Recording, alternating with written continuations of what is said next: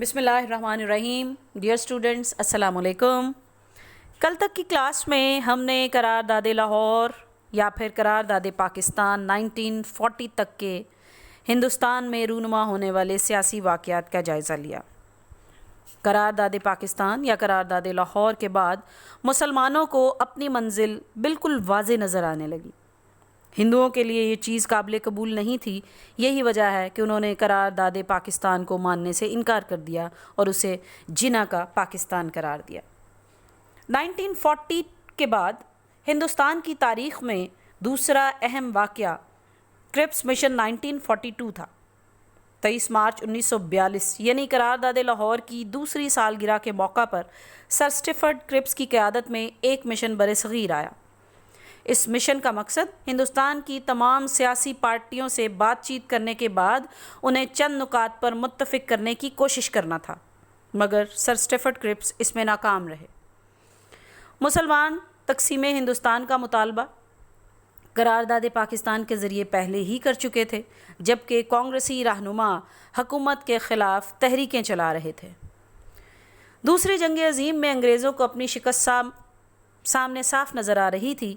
یہی وجہ ہے کہ برصغیر کے مستقبل کا فیصلہ انگریزوں کی بجائے کوئی اور قوم کرے گی، یہ صاف نظر آنے لگا. اسی خوف سے برطانیہ نے اس مشن کو تشکیل دیا اور یہ ہندوستان کی سیاسی پارٹیوں سے ملاقات کے لیے ہندوستان آیا. اس نے درج ذیل تجاویز پیش کی، جس میں سب سے پہلے یہ کہا گیا کہ جنگ کے بعد برصغیر تاج برطانیہ کے ماتحت ہوگا، لیکن اندرونی اور بیرونی معاملات میں برطانوی حکومت کسی طرح کی دخل اندازی سے گریز کرے گی. اس کا مقصد یہ تھا کہ برطانوی حکومت کے زیر تحت ہی برصغیر کو چلایا جائے گا، لیکن برصغیر اپنے اندرونی اور بیرونی معاملات میں جس طرح چاہے وہ اس کے انتظام و انصرام کو چلا سکتا ہے. برٹش گورنمنٹ کو یہ حق حاصل نہیں ہے کہ وہ کسی طرح سے بھی دخل اندازی کرے ہندوستان کے معاملات میں.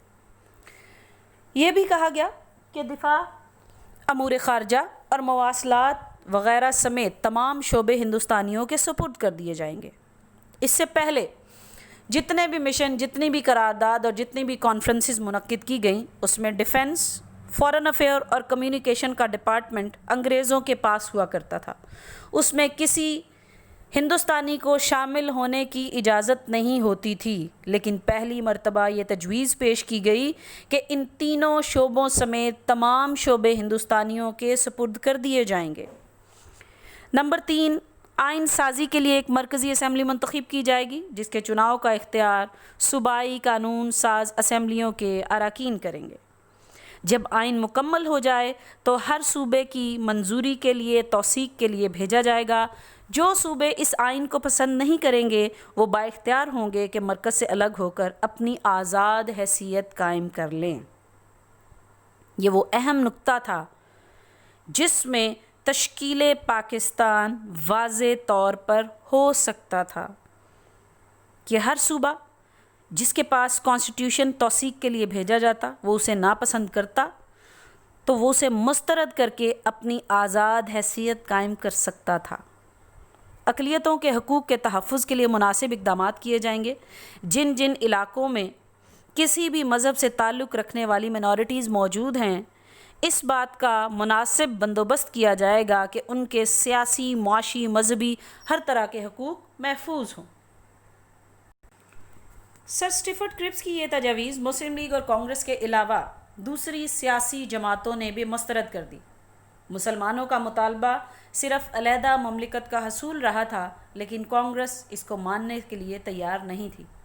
یہی وجہ ہے کہ مسلمانوں کو اپنی جدوجہد، جو کہ وہ 1940 سے پہلے بلکہ 1857 کے بعد سے کر رہے تھے، اپنی جدوجہد مزید تیز کرنا پڑی. اس کے بعد 1945 میں لارڈ ویول نے ایک پلان پیش کیا جسے ویول پلان کہا جاتا ہے، مگر قائد اعظم محمد علی جناح اپنے موقف پر قائم رہے اور انہوں نے ویول پلان کو مسترد کر دیا. قائد اعظم محمد علی جناح نے مسلم لیگ کو مسلمانوں کی واحد نمائندہ جماعت ثابت کرنے کی کوشش کی، لیکن کانگریس نے اسے ماننے سے انکار کیا اور دوبارہ یہی دعویٰ کیا کہ کانگریس ہندوستان کی تمام سیاسی پارٹیوں کی نمائندگی کرتی ہے اور تمام مذاہب سے تعلق رکھنے والے افراد کانگریس میں شریک ہیں، جس کا مطلب یہ ہے کہ کانگریس کے علاوہ کسی اور سیاسی جماعت کی ضرورت نہیں ہے، سو کانگریس کے مطالبات کو پرائرٹیز دی جائے۔ اس مشن کی ناکامی کے بعد 1945 میں شملہ کے مقام پر ایک کانفرنس منعقد کی گئی، جسے شملہ کانفرنس 1945 کا نام دیا گیا۔ اب چونکہ تمام مشن، تمام نیگوسیشن اور ڈسکشن ہندوستان کی سیاسی پارٹیوں سے ہر طرح سے ناکام ہو چکی تھی، یہی وجہ ہے کہ اب حکومت برطانیہ کو اس بات کا یقین ہو گیا کہ اگر وہ جنگ میں فتح حاصل کرنا چاہتے ہیں تو انہیں ہندوستان کے اندر پہلے امن و امان قائم کرنا بہت ضروری ہے، اور اگر ہندوستان سے ان کا اقتدار ختم ہو گیا تو پھر انہیں دوسرے محاذوں پر بھی ناکامی کا سامنا کرنا پڑے گا۔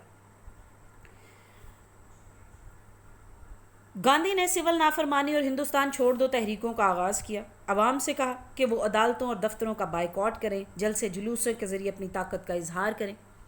جنگ کا پاسا برطانیہ اور اس کے اتحادیوں کے حق میں پلٹنے لگا۔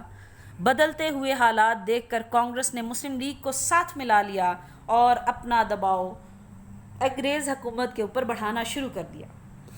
گاندھی نے قائد اعظم کو مشترکہ جدوجہد میں شامل ہونے کی دعوت دی، لیکن وہ ایسے جال میں پھنسنے کے لیے تیار نہیں تھے۔ قائد اعظم نے پاکستان کی تخلیق کے علاوہ کسی بھی دوسرے فارمولے کو ماننے سے انکار کر دیا۔ لارڈ ویول نے یہ کہا کہ گورنر جنرل اپنی انتظامی کونسل کی صدارت کرے گا اور کمانڈر ان چیف کے علاوہ باقی تمام ارکان کونسل کا تعلق برصغیر سے ہوگا۔ ارکان کا چناؤ خود گورنر جنرل کرے گا۔